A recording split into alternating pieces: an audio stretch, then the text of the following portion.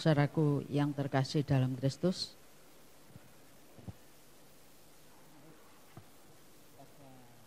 pagi hari ini kita akan kembali sama-sama belajar ya tentang apa yang Tuhan kehendaki untuk hidup kita semuanya.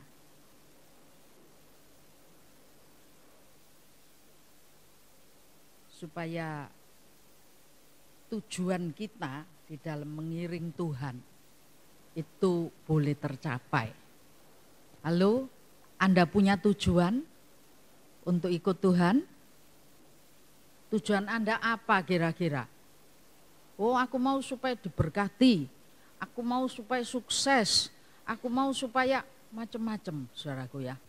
Tapi ada satu tujuan pokok, tujuan utama dalam pengiringan kita kepada Tuhan. Apa kira-kira tujuan pokok, tujuan utama Anda dalam mengiring Tuhan? Halo? Hidup yang kekal. Amin. Tujuannya adalah hidup yang kekal. Ada Anda yang enggak punya tujuan ini, tujuannya lainnya supaya diberkati gitu aja? Saya yakin setiap kita punya tujuan yang utama ini. Cari dulu kerajaan surga, cari dulu kehidupan kekal ini. Yang lain-lain itu imbuh-imbuhnya. Amin. Nah, saudaraku, ada ayat menuliskan bahwa berbahagialah orang yang dijamu di kerajaan surga.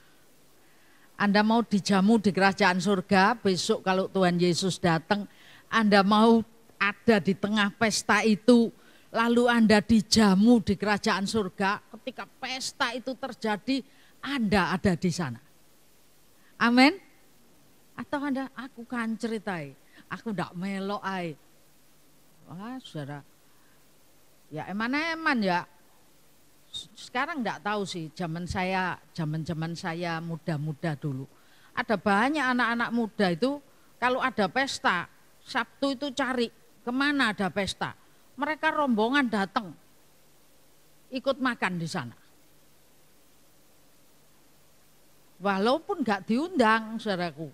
Mendo-mendo, pura-pura diundang, lalu datang ikut rame-rame di sana. Makanya kalau Anda lihat sekarang ini, wah, EO-nya ketat, saudara, betul ya. Nomormu, undanganmu, mejamu, nomor berapa, dan sebagainya. Soalnya dulu banyak kejadian seperti itu. Kalau di dunia saja mau makan di dunia, begitu banyak orang pengen makan gratis. Apalagi di surga, jauh lebih dari segalanya.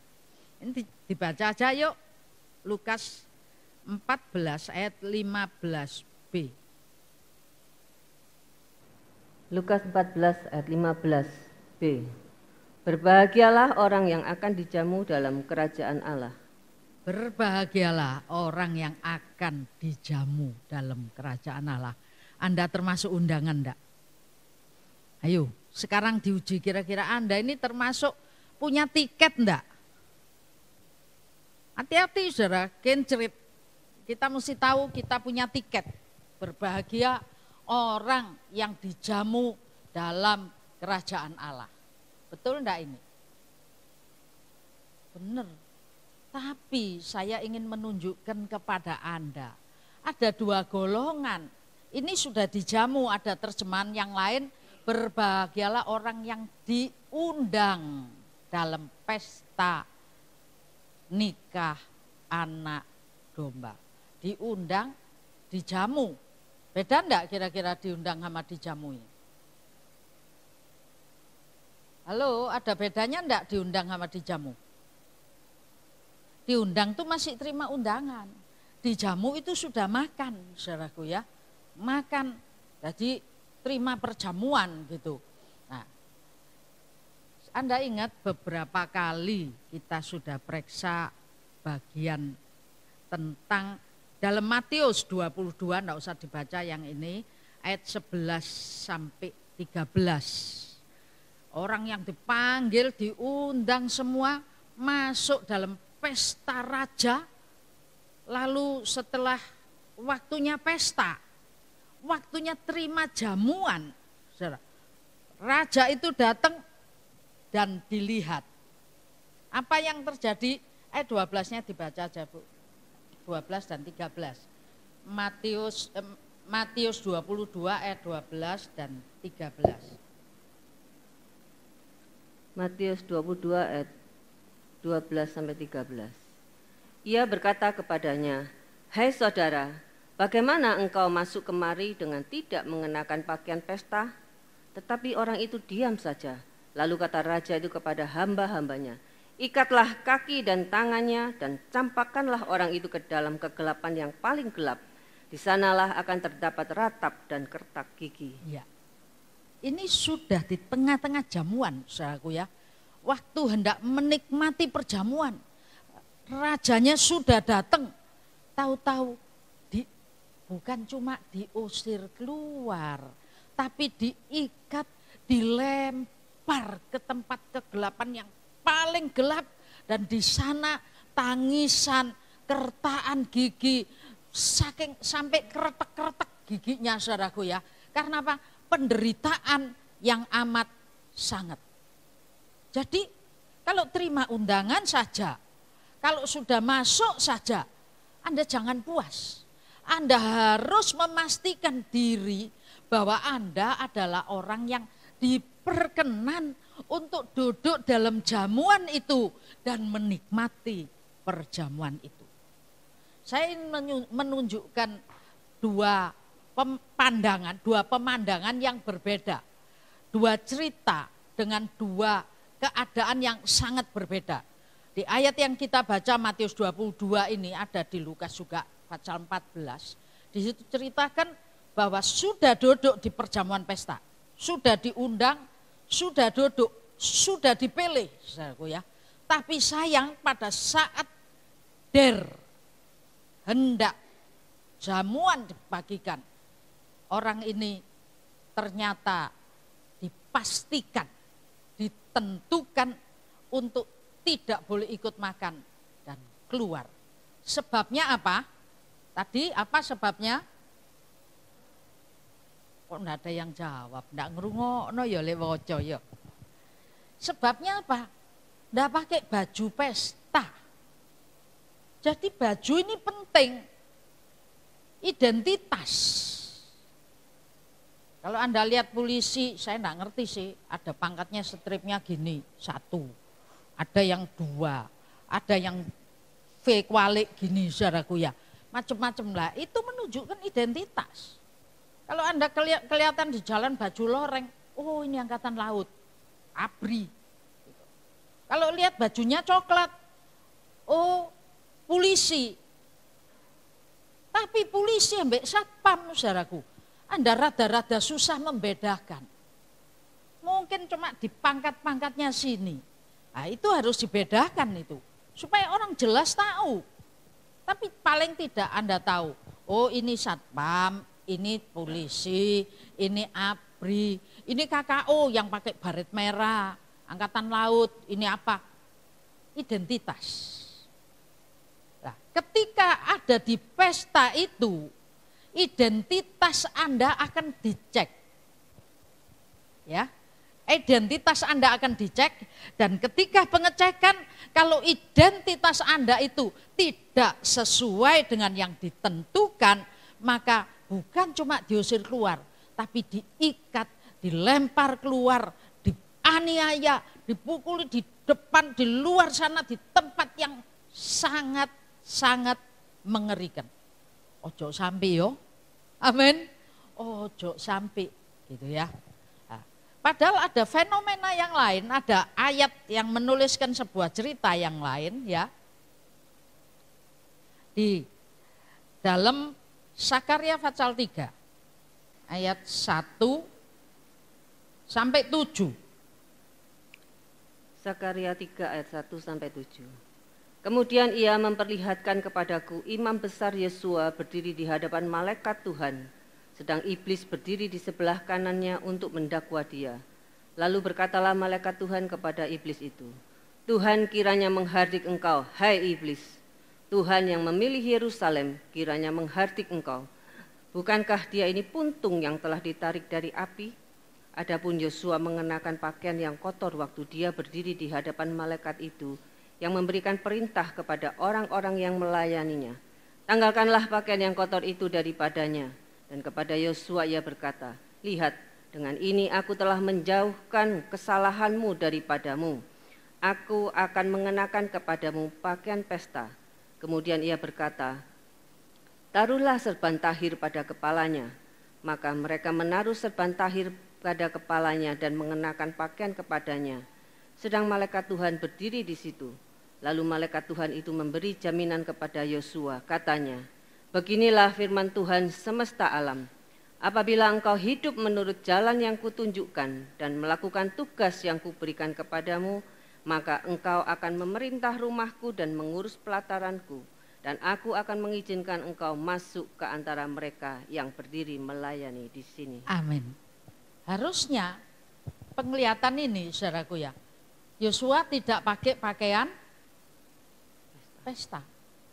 Mestinya kalau menurut standarnya Matius pasal 22 tadi, Yosua ini harusnya diikat, dilempar, dibuang ke kegelapan yang paling gelap. Dan di sana ada tangisan, ada kertaan gigi. Tapi ini ayat ini menggambarkan sebuah gambaran fenomena yang berbeda. Orang masuk, Anda tahu pesta anak domba. Di tempat pesta itu ternyata kita ini diizinkan masuk dan berdiri di hadapan raja itu. Bukan hanya itu, ingat di sebelah kanan, Anda pernah lihat di sidang, di pengadilan Jalan Arjuna sana, pendakwanya duduk di sebelah mana? Jaksa penuntut umum. Ini sebelah kanannya, saudaraku. Ketika masuk sidang, itu sebelum sampai masuk, makanya begitu raja datang, saudaraku. Oh ini, belum sampai apa, pendakwa itu sudah, itu loh bajune elek, itu enggak pantas, itu, sudah ada satu rombongan orang yang diikat, dibuang di kegelapan yang paling gelap, dan di sana tangisan dan kertaan gigi. Tapi ternyata tidak semua orang yang berpakaian tidak berpakaian pesta itu langsung diikat dan dibuang. Enggak semua. Dari ayat yang kita baca tadi, Anda tahu ada golongan tertentu. Ada golongan tertentu, orang-orang tertentu, ini kalau Anda baca selanjutnya Yosua itu gambaran, merupakan lambang daripada pelayan Tuhan. Imam, keimaman, lambang daripada anak-anak Tuhan yang ikut cawe-cawe membantu melayani pekerjaan Tuhan. Ada satu golongan yang ternyata, saudaraku, Anda bisa bayangkan imam besar Yosua. Imam besar Yosua. Bajunya compang camping. Anda dan saya kira-kira lebih compang camping enggak dari Imam Besar Yosua ini? Kira-kira. Imam besar, saudaraku. Tiap harinya diamati luar biasa dan masuk di dalam upacara di rumah Allah, di bait suci, di tabernakel itu. Kalau imamnya berdosa, itu sebelum masuk mesti beleh wedhus, beleh sapi, saudaraku. Untuk apa? Minta pengampunan dulu supaya ketika masuk tidak langsung disambet mati. Ini ada golongan orang, yaitu ternyata dia itu pelayan-pelayan Tuhan. Dia itu imam-imam yang rajaan, imamat yang berkerajaan. Pakaiannya, dia apa ini tadi? Di sini cuma ngomong tidak berpakaian pesta. Tapi dalam terjemahan yang lain, ketika saya cari minggu lalu saya sempat sebut sedikit. Pakaiannya itu bukan cuma enggak pakai pakaian pesta. Jebret telek, Anda tahu ya. Ini bahasa Inggris ya. Orang yang dari luar pulau enggak ngerti. Jebret telek itu enggak ngerti, saudaraku.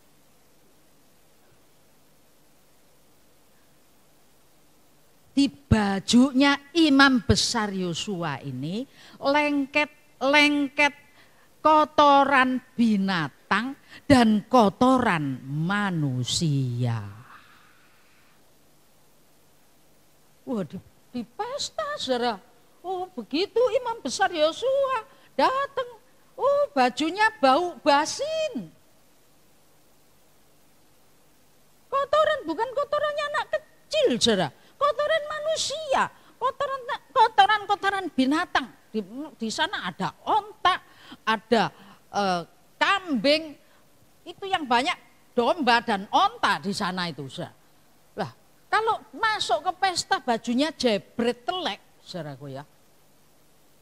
Noleh semua enggak? Belum sampai semua noleh, masih baru mau masuk gini. Ini sebelah kanannya itu sudah ada si pendakwa, iblis. Tentunya kerjaannya pendakwa ini apa? Itu enggak boleh masuk. Itu basin, itu kotor, itu najis, itu jebret telek. Diusir enggak langsung. Tapi kenyataan ayat yang kita baca, diusir enggak? Saya ingin tunjukkan kepada Anda bahwa fenomena berbahagialah orang yang diizinkan untuk apa? Masuk di tengah pesta dan menikmati sajian, hidangan dari yang sudah disiapkan oleh Bapak Surgawi itu. Anda mau masuk golongan mana? Mau enggak mau, saudara, waktu akan tiba. Entah kita dipanggil pulang Tuhan duluan, atau Tuhan Yesus datang. Tapi yang jelas ada momen-momen di mana waktu itu akan tiba, kita harus masuk ke tahta pengadilan Allah. Ini ruang pesta atau ruang sidang sebetulnya. Pesta tapi di sidang dulu. Mau masuk pesta di sidang dulu. Mau masuk pesta? Yesus datang, Anda mau ketinggalan?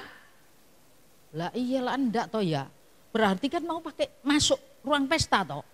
Kalau Anda mau masuk ruang pesta, ada gerbang sebelum ruang pesta itu. Ya ini ada Kristus sebagai apa? Raja, hakim. Tapi ada juga yang namanya iblis sebagai jaksa penuntut umum. Nah, saudaraku, Anda mungkin nanya lah kok beda coro, tahu beda coro, dibeda-bedakan, kok tidak adil. Oh ini begitu enggak ada babi bu bebo, tangkap, ikat, buang, cuma gitu. Enggak ada penjelasan apa-apa di Matius tadi. Tangkap, ikat, buang. Disuruh para pesuruh, para malaikatnya untuk ngikat, dilempar, bengok-bengok, nangis, jerit-jerit. Di sana itu api, saudaraku, penderitaan kekal. Enggak ada.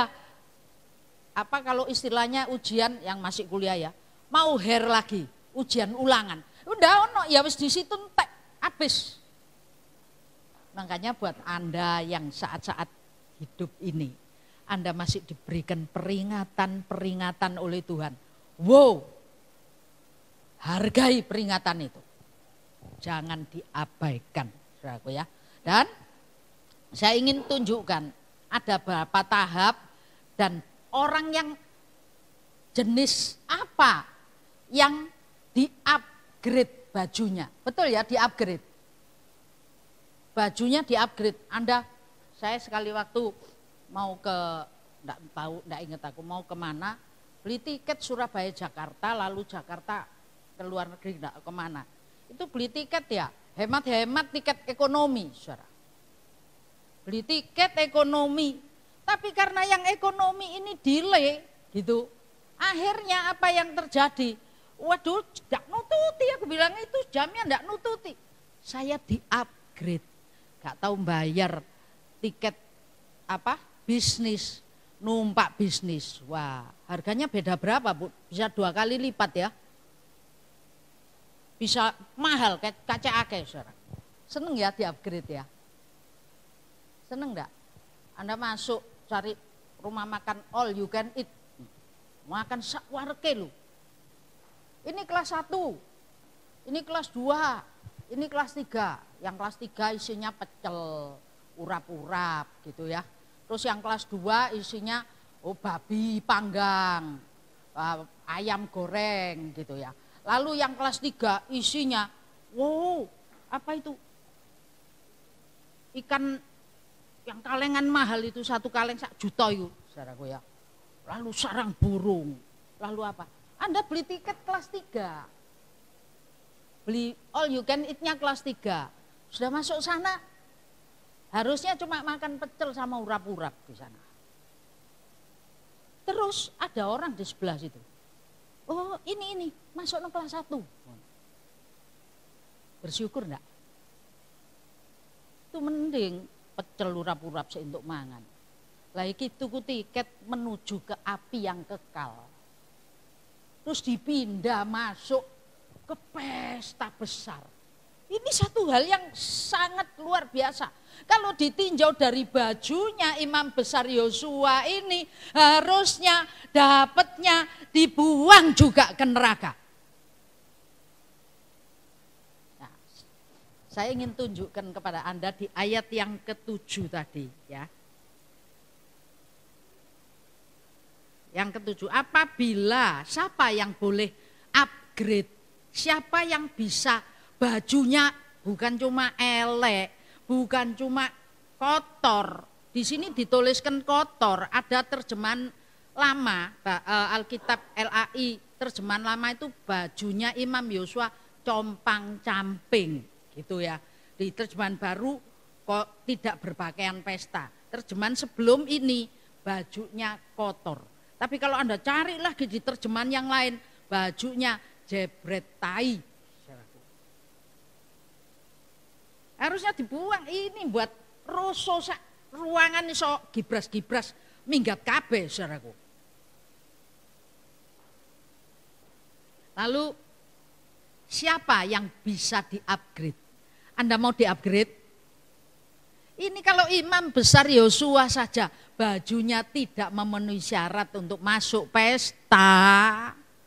Ini adalah sebuah lambang bahwa kemanusiaan kita, sekalipun kita melayani dengan sangat, sekalipun usaha kita tidak membuat kita pakai baju pesta, tetap ada cacat. Kita bukan manusia sempurna, kita penuh dengan kekurangan. Tanpa campur tangan Dia, tanpa anugerahnya, tanpa pertolongannya, kita ini tetap terbuang. Tapi ada kriteria supaya Anda dan saya dapat upgrade. Mau dapat upgrade? Halo, mau dapat upgrade. Apa kriterianya? Ya ini, ayat 7. Apa ini?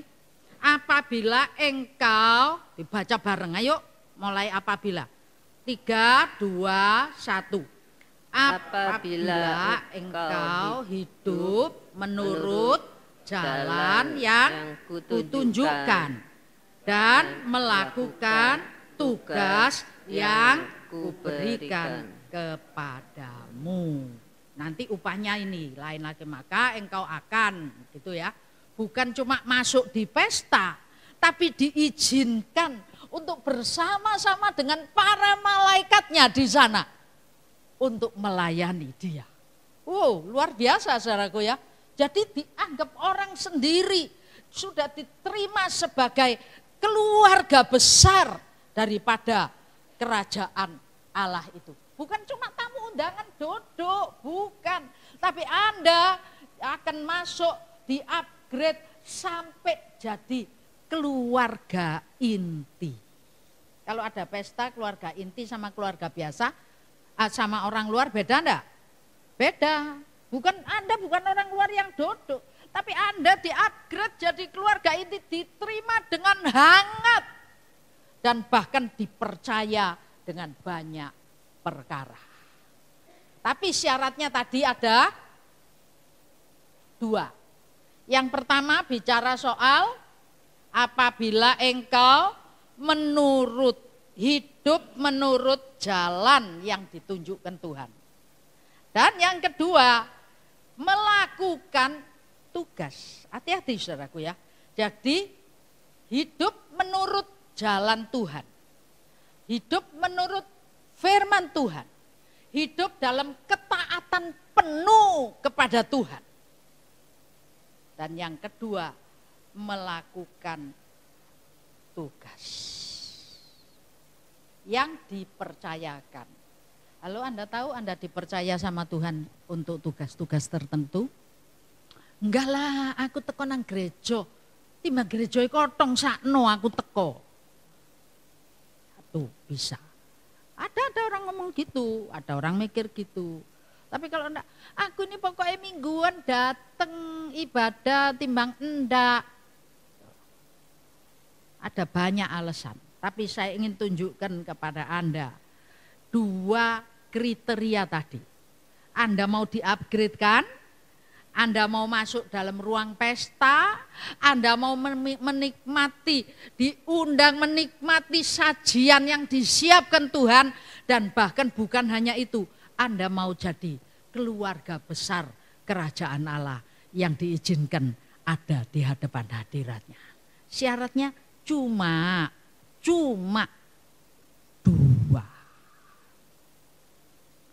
Jadi saudaraku, 2 ini apa kira-kira?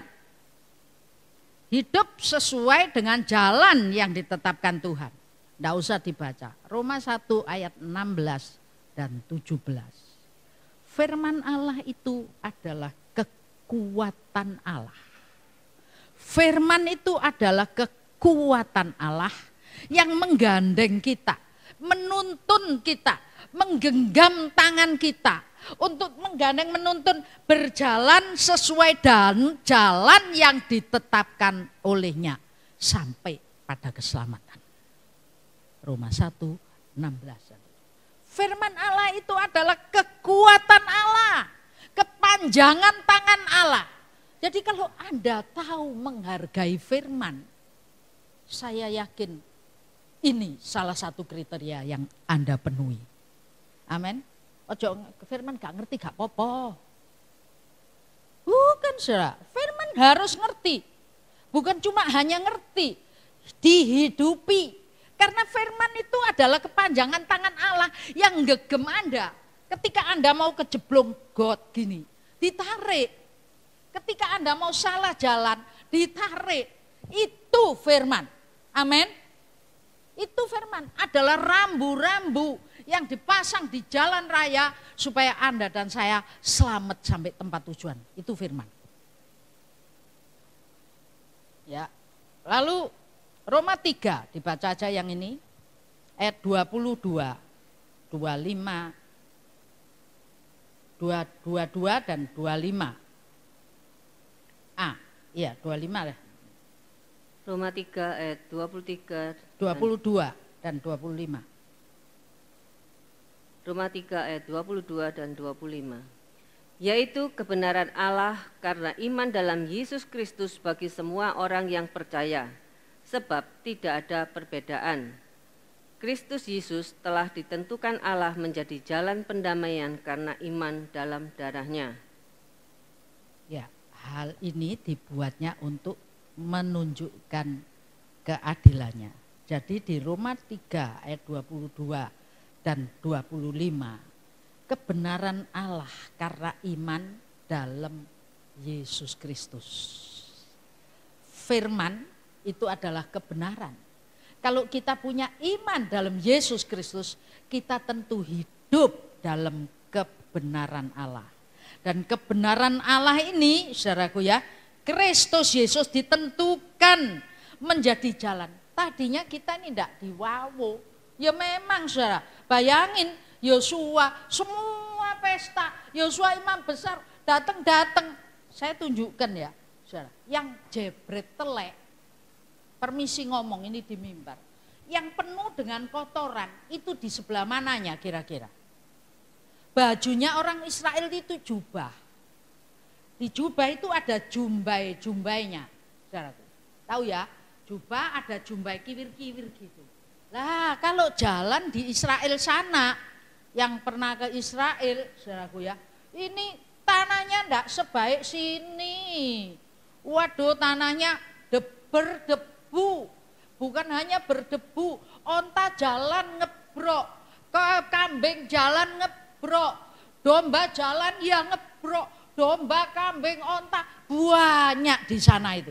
Sehingga kalau engkau dalam perjalanan pakai baju yang ada jubahnya, enggak kaget kalau jumbainya itu kejebret. Artinya, saudaraku, selama kehidupan kita dalam perjalanan hidup ini, di sana sini tuh banyak ranjau, betul enggak? Aku tuh lo niat hidup baik, orang ini garai sampai aku sombong. Nah, aku mau hidup bagus, bener, digarai orang ini, aku sampai jadi jahat. Ada banyak penyebab di kanan kiri, di jalan yang kau jalani, yang menyebabkan engkau terjerumus. Itulah ranjau, jebakan yang iblis berikan, supaya ketika anak domba Allah itu datang menjemput kita sebagai mempelai laki-laki, kita ndak layak. Anda bayangin, itu pesta besar, namanya Yosua, imam besar Yosua, lari, aku daftar, aku diundang gitu. Sampai sana buasin. Permisi ngomong, dijejek saudara. Ya toh kalau bahasa Jawa, bahasa Surabayanya, juwejek aja orang itu. Buasin enggak roh diri. Masuk ini pesta, semua wangi ini. Harum minyak narwastu jati yang murni yang ada di ruangan itu. Ini telek kambing.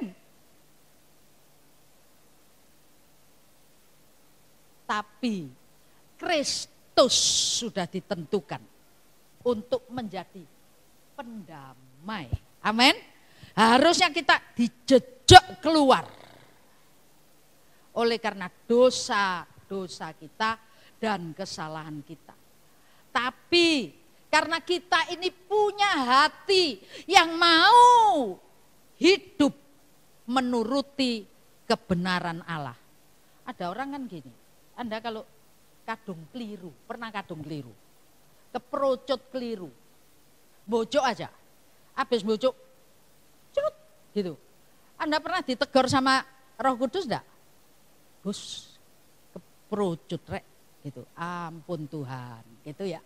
Ampun Tuhan, keprocat-procut, ampun, ya ojo dibaleni terus bendino. Tapi Anda punya kemauan, punya pengetahuan tentang jalan yang harus Anda tempuh, dan Anda menghargai firman itu dengan tulus dan ikhlas.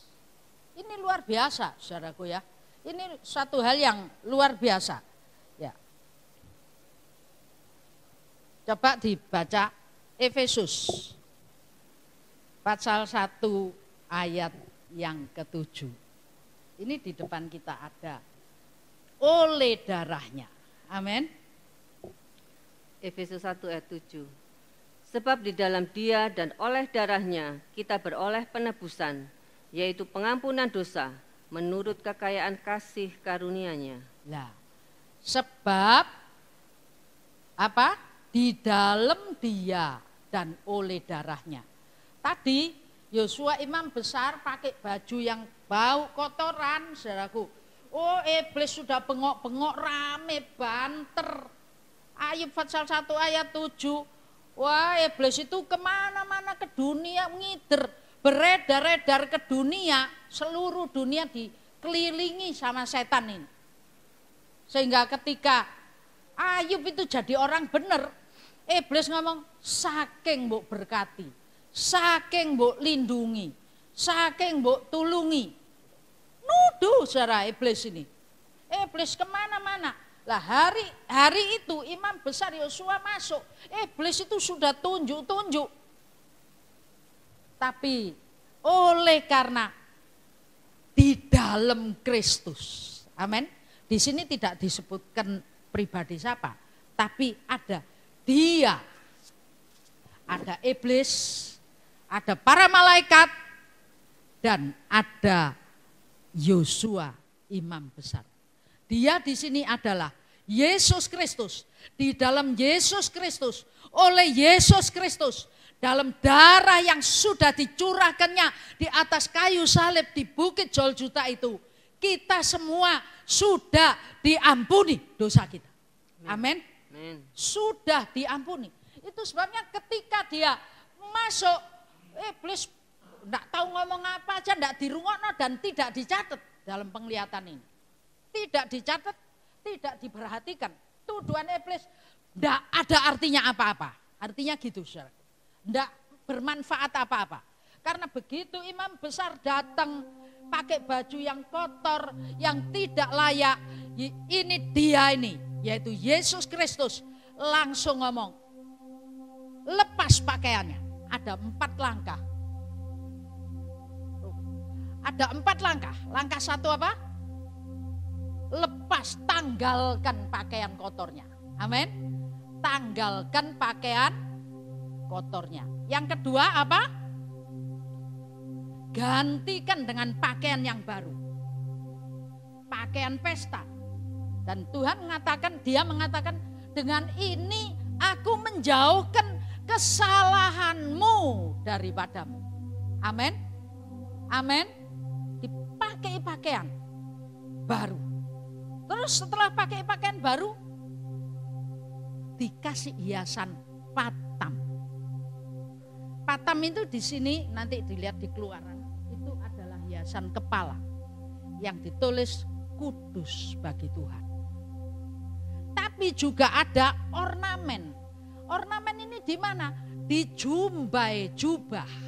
Saudaraku, di jumbai jubah tulisan yang juga bertuliskan kudus bagi Tuhan. Bayangkan jumbai jubah yang harusnya karena perjalanan itu geser-geser lantai, geser-geser debu, geser-geser kotoran.